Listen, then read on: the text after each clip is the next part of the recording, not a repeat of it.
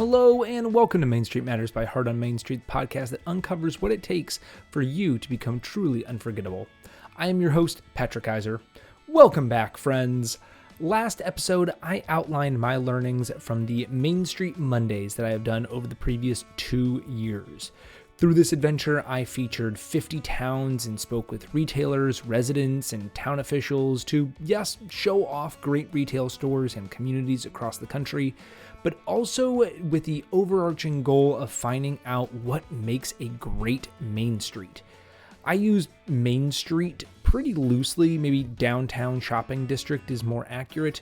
Sometimes this is actually on a main street and sometimes it's on Central Ave or Broadway or 3rd Street. Whatever way that you think about it or refer to it, I investigated the elements that good and thriving ones are doing and where some communities can make improvements to get them to that thriving state. In the last episode, I outlined these learnings. They can be bucketed into a few groups, what retailers can do to help themselves. This would be things like participating in your local downtown business development associations, building community pride, and working with your neighboring stores. And investments into the town as our other group that must be done by the downtown, like making the shopping district more accessible, a beautification project like artworks and murals. I spoke broadly about these concepts and really just outlined my thoughts and observations. Today, I want to give you real examples and highlight communities that have done these things very well. Over the 50 communities that I have visited, there are some that I've essentially used as templates for these ideas. They do every one of these things that I have outlined, and as a result, they are a thriving downtown shopping district. Some of these examples are areas that were struggling a few decades ago, but they made the investments necessary to turn the future of their downtown around. With each learning, I will try to feature a variety within the town size and population. I don't want you to think that these things are only possible in small towns or in large towns. And before we start, I did have a comment on last week's episode that it almost seemed like a eulogy to Main Street Monday. This was relatively perceptive. With changing roles and the growth of the organization, I am no longer able to conduct Main Street Monday in the same way that I've previously been able to do with a new community every week or almost every week. I don't want to close the door on Main Street Monday because I still believe that there is incredible value in these visits. However, it is necessary that it transforms. It won't be as often, but hopefully this will allow me to expand where I'm visiting and see other parts of the country beyond the Midwest and where I travel to for work. My first point last week was that a thriving Main Street has the support from the community. I'm not really going to dive into this examples because really this is the end result of everything else that follows. The support is built by the hard work of the businesses and the town. It doesn't just happen. If your community is supporting your downtown shopping district, then you have successfully accomplished some of the elements that I'm going to be talking about. If they do not, then take a hard look at where you can help improve in order to build this support. People want to support their local community, but they're not going to do so if you don't offer anything in return. So my first real point as we're getting going is encouraging retailers and small business owners to participate in their local downtown business development organizations. Whether that is a downtown business association, downtown developmental association, Main Street organization, chamber of commerce, merchant group, or whatever group is in the community that makes decisions for the businesses. The first community that I want to highlight is Saratoga Springs, New York. I will highlight them multiple times as I'm talking here because they are one of my template communities. They do so many things right, and there's so much to learn from them. Saratoga Springs has a DBA, a Downtown Business Association, where merchants and community organizers can come together to decide how the downtown should operate. It is not just government bureaucrats making decisions based on spreadsheets, but the business owners themselves, the ones of the community, have an opportunity to be heard and ask for things and plan things together. And this operates as one voice for the businesses of the downtown. This kind of flows into other points, but this group plans events for the downtown to bring people together. They work together to make the downtown a fun and exciting place to be. They coordinate cross-store collaborations that I'll talk about later. And this is not just two store owners that are involved. Many of the downtown businesses have a say in their DBA. They are the stakeholders, and their opinions are valued. There is great power in participation. If this didn't exist and one store owner had an idea and presented it to the city, it's easy to dismiss it. However, a representative body of business owners is much harder to turn down. This group celebrates the achievements of businesses, has annual awards, and fosters each other's growth. It is amazing to see what they've done for their downtown businesses by working together. Another example of the power of a business group is in Hannibal, Missouri. Hannibal has a beautiful, historic town, but in the 1990s they had a terrible flood that devastated the community and threatened the historical nature of the downtown. Hannibal did not really have anything in place to represent the needs of the merchants, so they created it. Together they have worked with the city to implement safeguards for businesses, beautify the downtown, plan festivals, and collaborate with each other on events and other activities that happen in the downtown. They've become stronger because of their work together. In a similar vein, the retail stores of Lincoln, Illinois, recognized that they needed to support each other, but did not have the infrastructure in place to do so. So they decided just to meet informally. Once a month, the business owners around the town square get together at a local coffee shop and talk about their business. They discuss what's been going well for them, what they're struggling with, ideas that they have, events that they have coming up, and how other businesses can help them promote it and participate in it. It's led to a stronger bond between the retailers. They do not view themselves as competition, but as like-minded business owners who want to see the success of the downtown. It isn't a formal organization, so if you can't make the meeting, that's okay. They can always ask a friend about what was discussed, and they don't need quorum to vote on things. It's just people getting together to help each other out.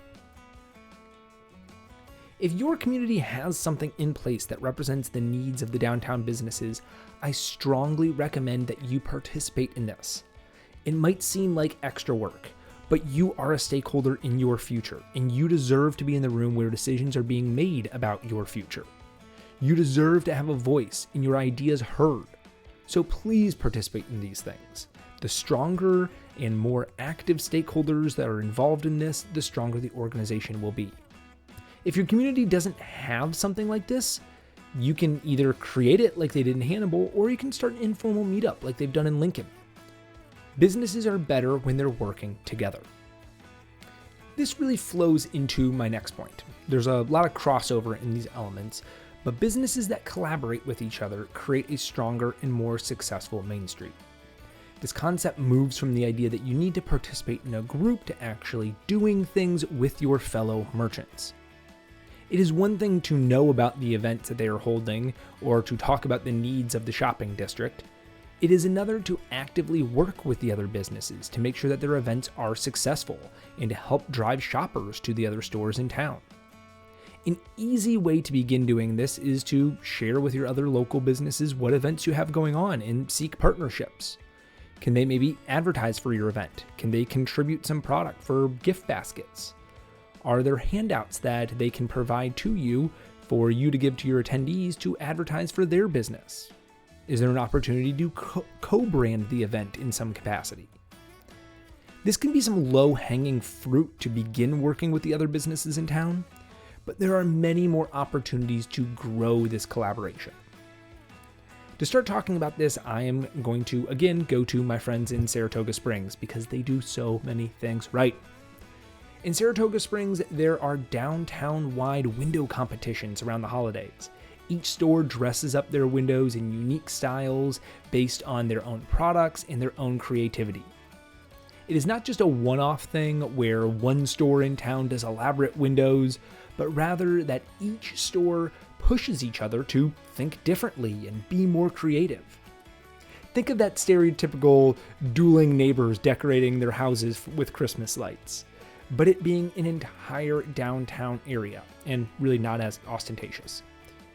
Think of how fun that is for shoppers to explore the downtown and see what each store has to offer. Think of how many people will travel in just to see these windows. Think of how many more eyeballs a store is going to get for participating in this.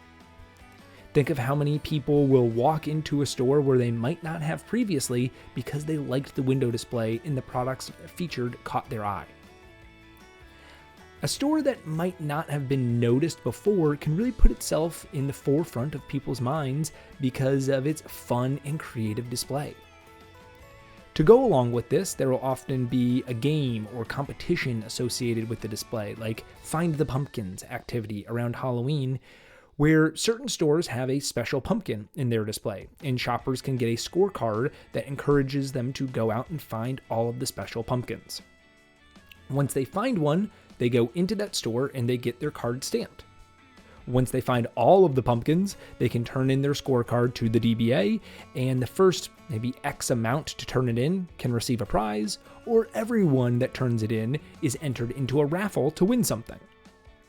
Again, think of the traffic that this can bring to a store and the people who will walk into a store they might not have otherwise just to get their stamp. Yes, maybe it is just to get the stamp, and maybe they will notice something that they really like and buy it. Maybe they'll learn that this store sells something that they're interested in and become repeat shoppers. This helps drive business to the retail stores. This would not be possible without the businesses working together and collaborating with each other on these ideas. A similar concept to this I found in Bay City, Michigan. In Bay City, there is the Hot Chocolate Hop competition. For a day during the winter, each participating store features a different type of hot chocolate. Think peppermint or caramel or s'mores or chocolate martinis, and the list goes on and on. This is coordinated alongside the hot chocolate run that's put on by the city, so there's already a lot of people in the downtown area, and it brings them into the stores. There's a voting competition as to who has the best hot chocolate, and the store that wins gets to have bragging rights for the next year. People get stamps at each store, and if you visit the participating stores, you can turn in your card and get entered in to win prizes, which are often items from those stores. They create gift baskets from the participating stores. The stores are also offering specials on this day that encourage people to shop as well as, not just drink the hot cocoa. Again, this is a coordinated concept that brings people into stores to shop and experience. Hannibal, Missouri, we'll go back to them, has a live mannequin event where retail stores are given a theme or a story which is decided upon by the merchant organization. And there's a night where the stores have people dress up and act out the scene from that story in their store windows. Again, this brings people into the area to see the windows and to see the live mannequins and how each store is creatively representing that theme. In Howell, Michigan, there's a string of retail stores that all share a back alleyway. You'd think that generally the back alley would just be an area where you'd find dumpsters or trash cans, and it's not the most appealing sight. However, the businesses here have worked together to make this alleyway an event space. Cafe lights hang overhead, lighting the space and bringing a cozy atmosphere. In the wintertime, each store brings out a Christmas tree and decorates it to represent themselves. From the bright pink and tinsel covered to rustic wood, each tree tells you something about the store. These stores then host a party for the community in the alley where music's playing and the stores are open late. An underrated and great element of this is that it connects businesses on two different streets together. Using the back entrances, you can easily go in and out of stores that might be actually a couple-minute walk away from each other if you're to use the front doors. And believe me, that is a huge benefit on a cold night. These businesses work together to host this event. They split costs with each other, all to bring more people into the area to shop. Something that would be impossible to do if they saw each other only as competition and not collaborators. Another great example of this collaboration is in Madison, Wisconsin. Madison is a bigger city, a state capital, So there are more pockets of business here than other places I've mentioned so far. But I'm going to reference the Monroe Street businesses here. There is a Monroe Street business community. It's an established organization that works together to encourage dining, shopping, and activities for families to participate in, like Trick or Treat on Monroe Street or Holiday Glow on Monroe. Great rhyming names there. They also, for almost 50 years, have had their own Monroe Street Festival. Where the street is closed down, they bring in bands and bouncy castles and balloon artists and dancers and face painters to make a huge event. Restaurants are selling samples on the sidewalk, bookstores invite local authors to come do readings, each store has its own event and activity going on, and it brings in a ton of foot traffic to the area. Yes, there is coordination with the city, but this is done by the merchants. It's their party, and they invite the city to come attend it. The stores work together to make this happen, and it's grown into a huge tradition in Madison and made Monroe Street a strong retail sector. Now, many things cannot be done by the merchants alone. There is a coordination with the city and local governments that's necessary to execute. But these things are often the biggest events of the year when they're done. These are the things that can bring in tens of thousands of people to an area and bolster the economy. Events and festivals are the single biggest drivers of people to a downtown area and within a limited time frame. The more often that these events exist and the greater uniqueness of them, the more successful the downtown shopping district will be. A common example of this is something like a First Friday event occurring on the first Friday of each month. I visited many towns that have instituted these. Monroe Street in Madison, Goshen, Indiana, Tarpon Springs, Florida, just to name a few. And these are great. Each month has a different theme and you can appeal to different sectors of the community. The dog lovers one month, the wine lovers another, art lovers, movie lovers, and different things around holidays. It's a great way to have a consistent activity within the community that brings people into the downtown to appeal to different interests. A twist on this comes from Hinsdale, Illinois, where during the summer they host Uniquely Thursdays. Every Thursday from June through August, the town brings in live music to play in the park. They close down the streets, they bring in family-friendly activities like face painters and balloon artists. The stores stay open late to capitalize on the increased amount of shoppers. It is for a limited time of the year, but it brings more people into the area on a Thursday night than there would be without it. And that there is the key to so many of these events and festivals. They get people to spend time in the downtown. And the more time people spend, the more likely they are going to buy things and return to the area to continue to shop for things. Many communities do festivals, especially around the holidays. Halloween and Christmas seem to be the most popular ones. And these are great. They serve the purpose. However, successful main streets also do something unique to themselves, something that represents them that no one else can replicate. Cedarburg, Wisconsin has an absolutely massive strawberry festival. Strawberries are grown in the area, apparently, and this is a huge festival to celebrate all things strawberry. Strawberry shortcake, strawberry crepe, strawberry brats, because of course it's Wisconsin, strawberry slushies, strawberry wine, you name it, and there's probably a strawberry version of it. For this late June festival, over 100,000 people flood into the town of about 12,000. This is a massive boon for the local economy. Next year will be the 40th anniversary of this event. Did it start out attracting 100,000 people for a 2-day event? I'd wager not. But it's the tradition aspect of it that brings people back year after year and has seen this grow into something incredible. Ely, Minnesota does a similar Blueberry Arts Festival in July.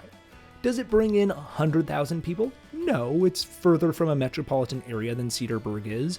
But does it bring in tens of thousands of people and make it busier than just about any other weekend of the year? You betcha. A side note to the retailers of towns that have these events, where your town is absolutely flooded with people. I talked with retailers in these towns who said that they are not open during that event because either I want to participate in the festival myself, or it's just too crazy with all these people. You are turning down free money, free business, and the opportunity to be in front of customers who have not yet experienced your store. Being open during these events is part of the deal of owning and operating a small business. If you are not open, you are choosing to be less successful than you could otherwise have been. So, soapbox over. Other unique festival and town event ideas that I've seen that drive people into an area can be found in a town like Stillwater, Minnesota. Annually, Stillwater hosts the World Snow Celebration. Included on the docket of events during the World Snow Celebration is the World Snow Sculpting Championship. People from literally all around the world come to compete in this event. And it doesn't just appeal to the cold climate countries. Representatives from Mongolia, Mexico, and Taiwan were the medal winners this past January. Other years, they've seen people from Turkey, Ecuador, and Florida on the winners' podium. And of course, Canada, Minnesota, and North Dakota have their fair share of representation as well. It doesn't just attract people familiar with snow, it attracts artists and people that love art. Now, clearly this is unique to Stillwater. Not every community can have an international championship that brings people from all across the world to their events. Yet it had to start somewhere.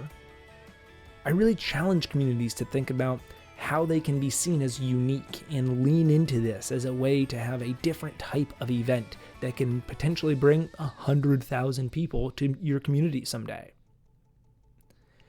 Possibly the most extreme leaning into this concept I have encountered is in Hannibal, Missouri. Hannibal has some very unique elements that opens it up more opportunities for events and festivals. I'm going to touch on that further when we talk about leaning into your history. But they get lots of tourists that visit throughout the year. Hannibal is running events essentially every week, over 50 annually. The girlfriend getaways and chocolate extravaganzas, cardboard boat races, car festivals, steampunk festivals, gathering of quilters, concerts on the river, and many things related to their most famous former resident, Mark Twain. If your town is not doing events, or maybe they're just doing something around Christmas, please try to think of other opportunities, things that are unique to your community to celebrate. The best areas do these things, and they reap huge rewards from this business.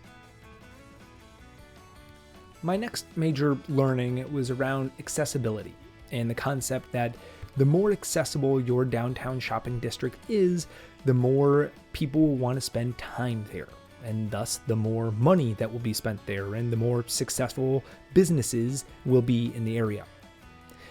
Accessibility takes shape in a couple of different manners, and out of all of these learnings is probably the most that's on the shoulders of the entire town as opposed to anything else. However, thinking about and advocating for your community is still incredibly important. The first community where this concept really became evident to me was in Goshen, Indiana. The main street of Goshen was previously also State Route 15, which means it was an exceptionally heavily trafficked road that ran right through the middle of their downtown. This is unfortunate for shoppers who might not feel safe crossing the road or spending time in an area where cars are whizzing by at 50 miles an hour. Sure, there's speed limits and stoplights, but you know how people are. I've been to many other communities that have been structured this way as well. The creation of what is now the historic Route 66 was essentially based on this model, connecting Chicago to Los Angeles through a highway structure that brought people through small towns. So I know the trepidation of spending time in towns where semis go barreling through the main road. It's not really comfortable. One thing that the city of Goshen did was to get the state highway rerouted to go just outside of the downtown area, thus cutting down on a lot of traffic that's coming down Main Street. I say a lot because people are people, and the quickest route between 2 points is a straight line, so not everyone follows the rerouting, and they might just continue down Main Street instead. To dissuade this, a series of stoplights and stop signs, one at each end of the shopping district and one in the very middle, were put in place to slow down traffic. Yet still there were safety concerns. The street is wide, 2 lanes going in each direction, lots of cars in an area that should be made for pedestrians. So the community completely eliminated 1 lane going each direction, which added room for street parking where it didn't exist previously. Then they began a practice called daylighting, where they've removed parking spots near intersections and replaced them with brick and concrete flower beds. Not only does this make the area look nicer to bring in more floral arrangements, but it also allows pedestrians to be much more visible to cars. Instead of stepping out from behind a minivan that completely blocked the view of the pedestrian until they were really literally out into the street, they are now stepping out from behind a 2-foot tall flower bed. Much easier to see someone. They also extended the sidewalk, and it gives pedestrians really a shorter distance to cover in order to reach the other side. The parking spots that were added are also angled to the sidewalk, not perpendicular, to increase the visibility of pedestrians. It's a lot of infrastructure investment into the town, but it works. The city official that I spoke to said the accidents have decreased drastically since the changes were made. Public polls say that people feel safer in the downtown area, and shopping has increased and businesses are doing better. Win, win, win, win, win.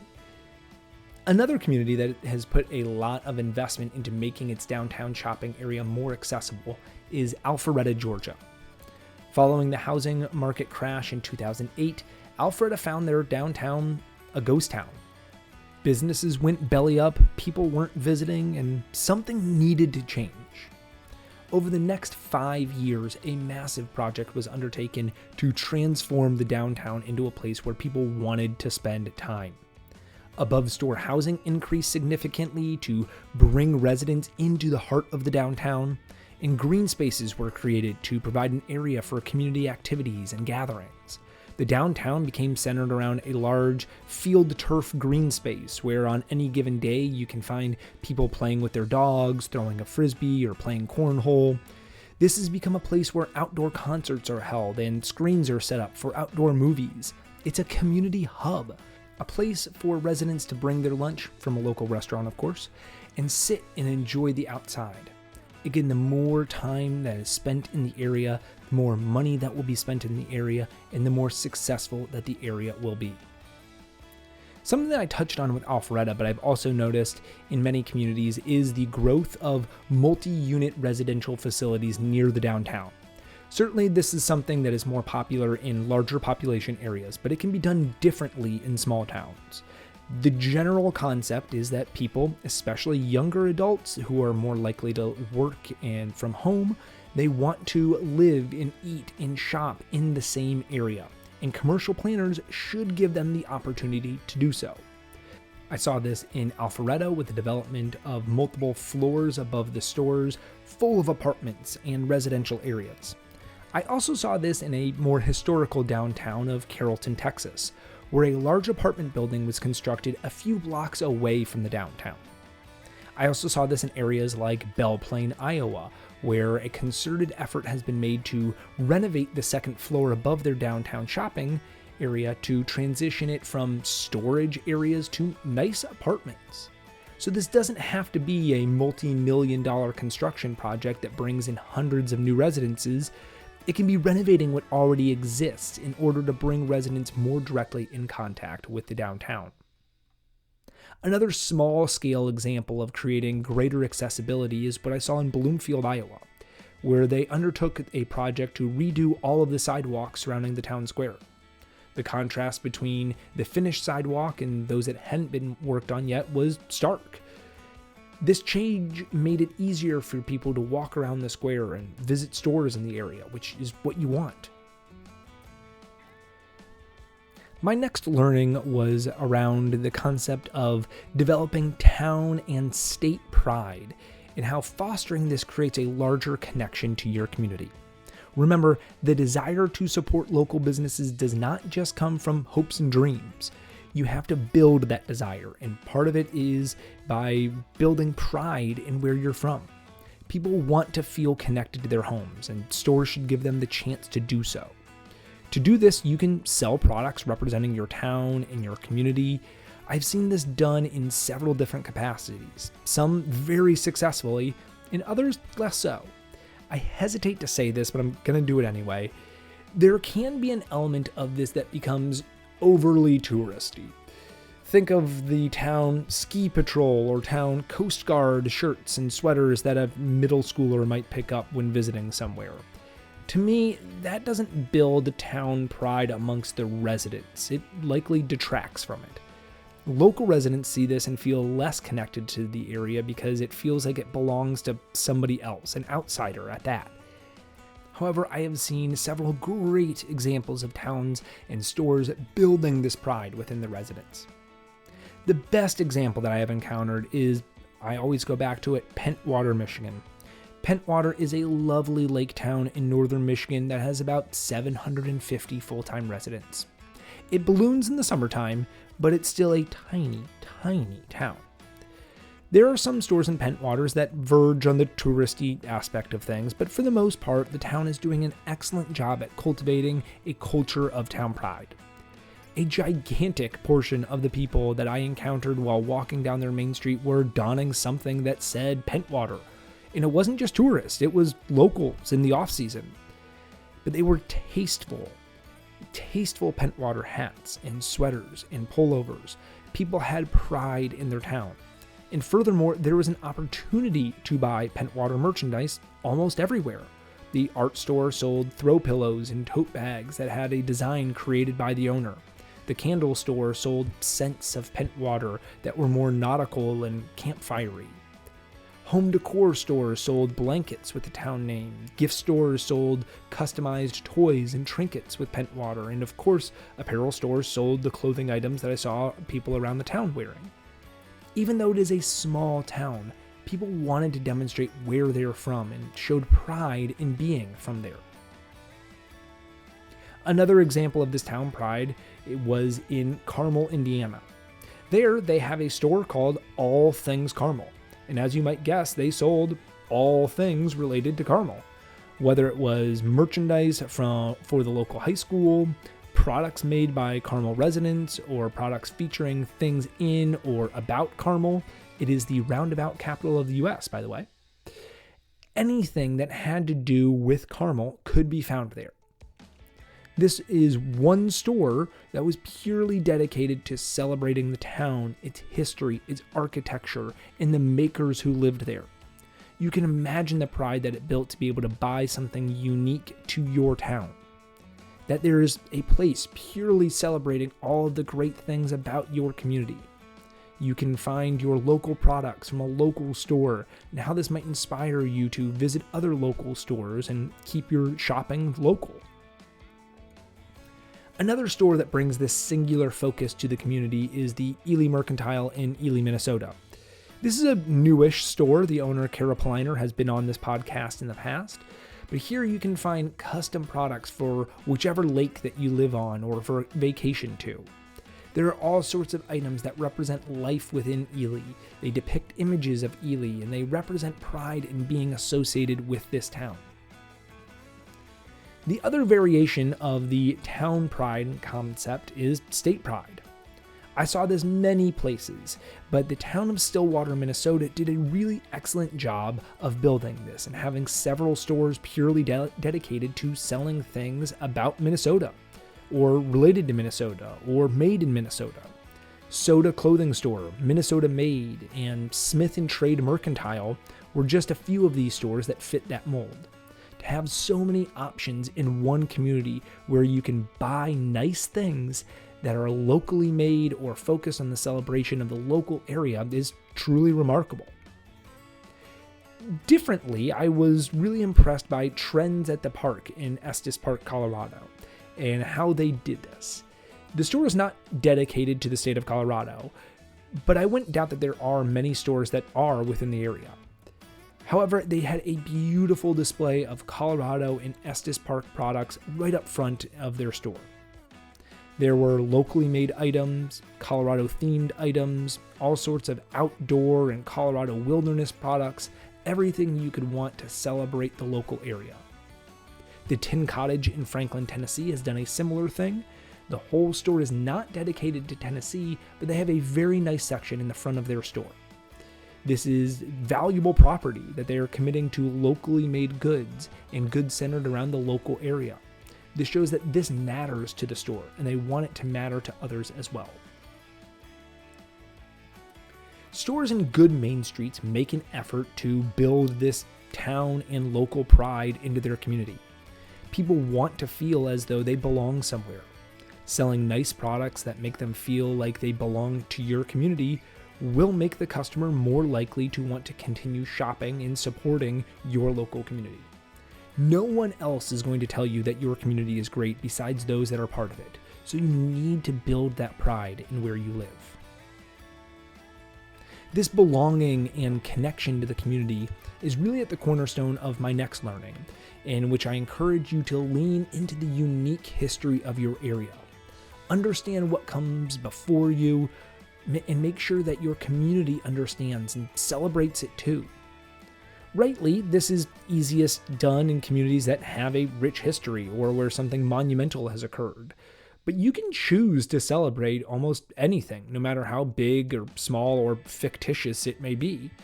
The city of Murfreesboro, Illinois has a Big Money Monster Fest every year that celebrates the local legend of, you guessed it, a big muddy monster that is essentially a muddy Bigfoot. It is the act of celebrating it that makes it matter to the community. I spoke earlier about festivals and events that celebrate uniqueness of your area. A celebration of the community's history is a great way to do this. I've seen this honoring of the past really kind of take two paths. It can be something that exists and is acknowledged visibly throughout the area but does not consume the presence of the community, or it can swallow the entire town whole and exist in every fiber of what the downtown area is. Neither is better or worse. It really depends on the community and its history and the benefit that it brings to the entire area. Two communities that I visited that have become reflections of their town's history are Hannibal, Missouri, and Baraboo, Wisconsin. As I mentioned before with Hannibal, it is the hometown of Mark Twain. And not only that, but it is also the setting for many of his stories, including those of Huckleberry Finn and Tom Sawyer. Going into the downtown, you feel like you are walking into the books. You cannot walk a block without seeing some reference to Mark Twain or those stories. The nearly weekly events that I mentioned that they have, many of them have to do with Twain, Tom, or Huck. As a result, it's a huge tourist area for a tiny town. Viking Cruise even makes a stop there. For them, this makes total sense. Leaning into their history will allow this Main Street area to do exceptionally better than if they rejected it. Baraboo, Wisconsin is a much milder example of this. However, I would say still an example. Baraboo was home to the Ringling Brothers of the circus fame, and as a result, it has the Circus Hall of Fame, and many other circus-related events have happened throughout its history, and thus it has been dubbed Circus City. The downtown leans into this history, and it allows it to thrive. It is a fun downtown to be in. The Ringling Theater dominates the town square. There is a large circus tent painted on the street.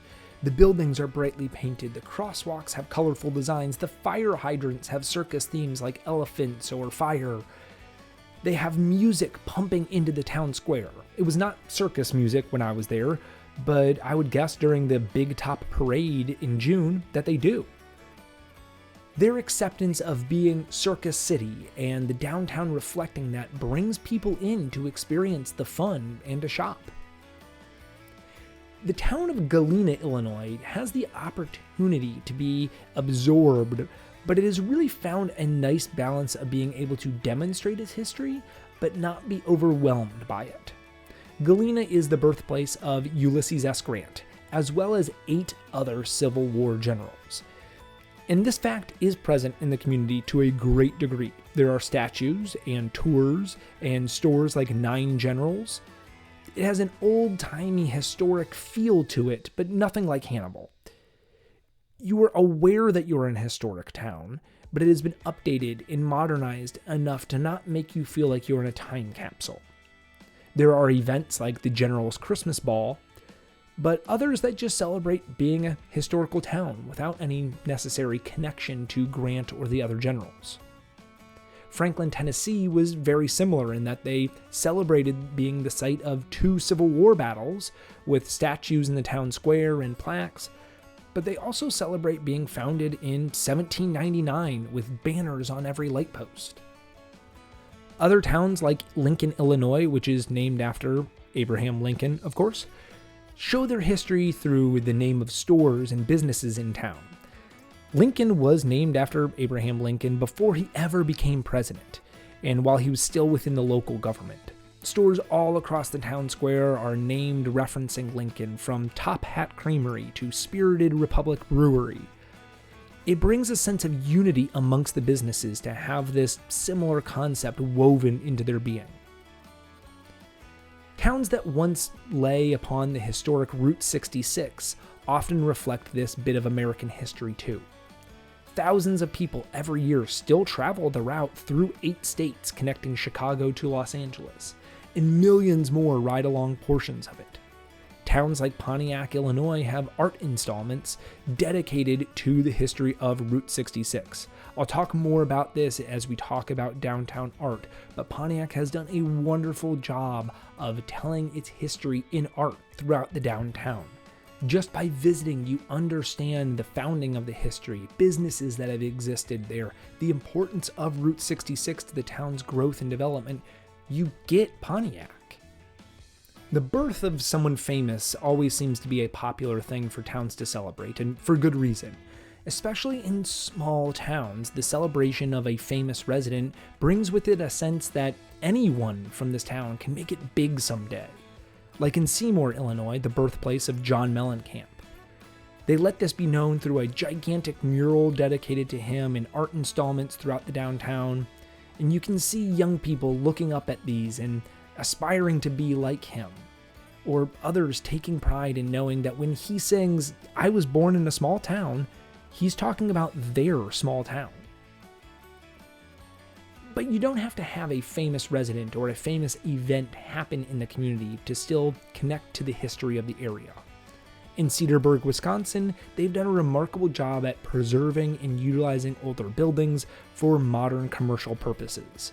They have not torn down or renovated the buildings of their historic downtown, but have rather reformatted and adapted them. The town's old mill has been filled with restaurants and stores. You can still see much of the old mill equipment, but it exists within the commercial environment. Stores like Rylu's Boutique occupy a former wool store that was also a pharmacy and had housing in the back half. Today, the store uses the wool store's pegboard in order to hang hats and jewelry, and the shelving that was made for larger spools of wool to display purses. In the back, the built-in china cabinet has been retrofitted to display apparel. Throughout the town, you can get a sense of its history and the importance of it to the residents of the area. Leaning into this gives them a sense of connection amongst the community. Leaning into your history really benefits the downtown shopping area in many ways. If you can find something, it provides another opportunity to celebrate. These can be other festival or event ideas that are unique to you and only you. Celebrating it brings people into an area to see and experience something different. If it becomes a tradition, you have something that builds over time that people expect, bringing more and more people into the area. With more people in the area, more money will be spent, and the commercial area will become more successful. Connecting to your history also helps build that pride in your local area. People will feel more connected to the community if they connect to something within its history, and will have likely to be more supportive of the community and local businesses.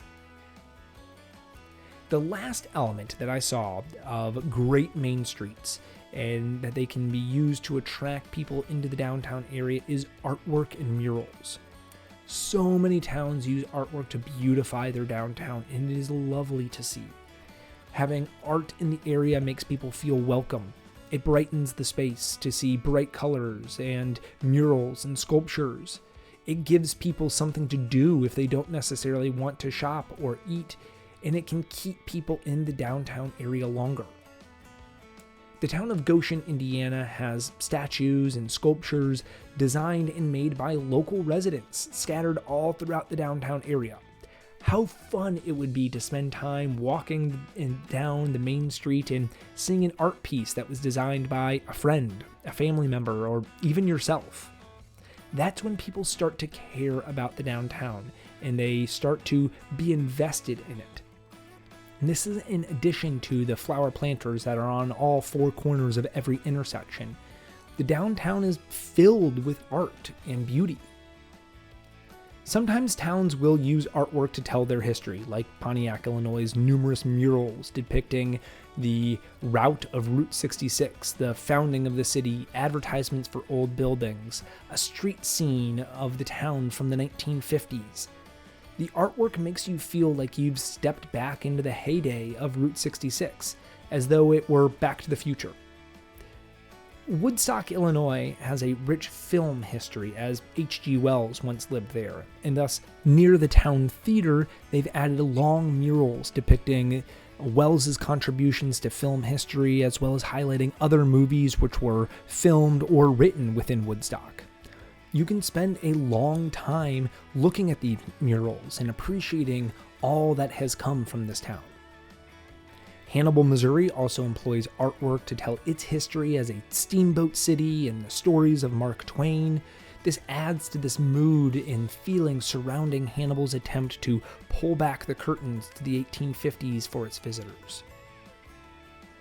Some communities use art as a driving force to bring tourism into the community. Elgin, Illinois had a popular Umbrella Sky art exhibit that was displayed throughout its downtown. The art installation involves filling areas like alleyways with colorful umbrellas. It's very Instagrammable, very social media friendly, and it drives people to the downtown to see it. Honestly, I discovered Elgin's downtown by seeing a post about it. And many stores have supported this by adding their own colorful umbrellas to window displays, selling umbrella-themed products, and having umbrella decor. This art brought a lot of people to the shopping district, and the businesses were able to capitalize off of all of that extra foot traffic. I encountered a few communities that cleverly used artwork to encourage people to visit other parts of the downtown area. This caused people to explore areas that they may not have otherwise done. A wonderful example of this is the downtown area of Dubuque, Iowa. Throughout Dubuque, there are over 40 large murals depicting things about Dubuque, things about Iowa, and art of all themes. Along with this is a guide to tell people where each mural is located, about the artist, and about the piece. This encourages people to go on a scavenger hunt to find each one. The murals are located in popular sections of the downtown as well as off the beaten path. By participating in this scavenger hunt, you can explore the commercial sector of downtown Dubuque and discover areas that you probably would not have naturally gone to. The more that people are spending time in the downtown, the more that they're discovering, the more that they're shopping, the more that they're likely to spend more time, and the more success the entire area will experience. St. Charles, Illinois has a similar experience with several art pieces throughout their downtown.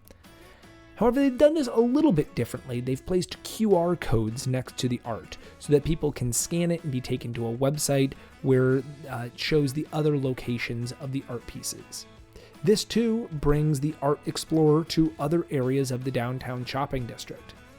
And there's an element to this that allows you to check off which art pieces you have found by scanning that QR code. While St. Charles does not have a prize element built into this, you can see how a community might gamify this exploration. Our friends in Saratoga Springs have also created this art hunt element with a few symbols of their city. Saratoga is known for horse racing, as well as their performing arts theater. So around the downtown, you can search for two different types of art installations: large fiberglass horses and painted ballet points of a similar material. These are especially fun because they are symbols that represent the city. Each piece is individually decorated to represent different things about the city or different artists' interpretations of what the icon means to the city of Saratoga Springs. Several of these installations have been auctioned off, but many businesses around town were the ones that purchased them so that they could remain fixtures within the downtown area.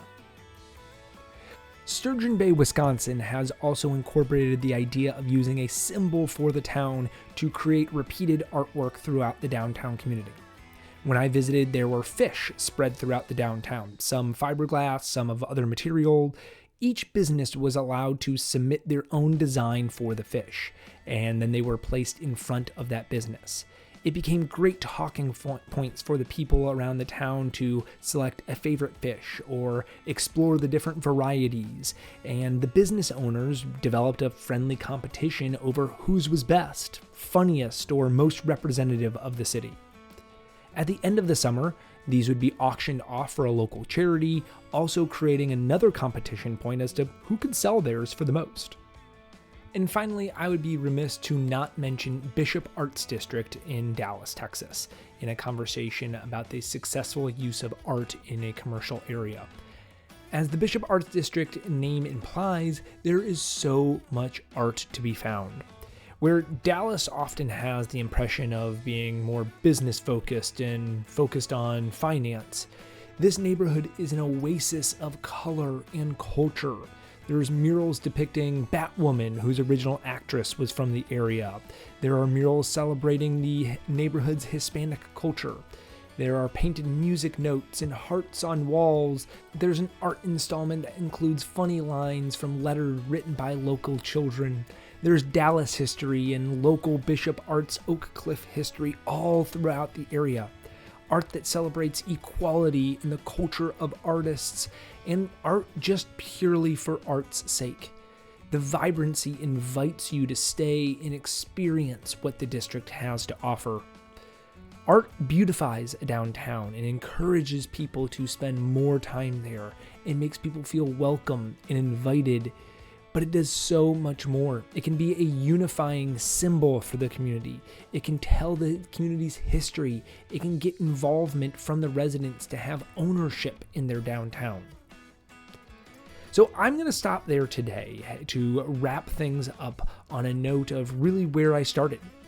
A thriving downtown has a community around them that want to support them. But this is a culture that has to be created and nurtured. It does not just happen. Great main streets are well organized. They work together. They tap into their own uniqueness. They proudly represent themselves and their history. They have places where people want to spend time and are able to spend time. I hope as I've discussed these examples, it has brought some ideas to the front of your mind as to how you can help build a stronger culture throughout your downtown. Thank you so much for joining me today on Main Street Matters by Heart on Main Street. If you liked this episode, make sure to subscribe, leave a review, and share it with someone that loves small businesses as much as you do. Until next time, keep supporting your local retailers and keep your heart on Main Street. See you next week. This episode was written, produced, researched, and edited by me, Patrick Keiser, with a very special thanks to every single community that I have visited along my Main Street Monday tours. For more information about Heart on Main Street, you can visit heartonmainstreet.org, and to communicate with us, you can contact at heartonmainstreet.org. Thanks!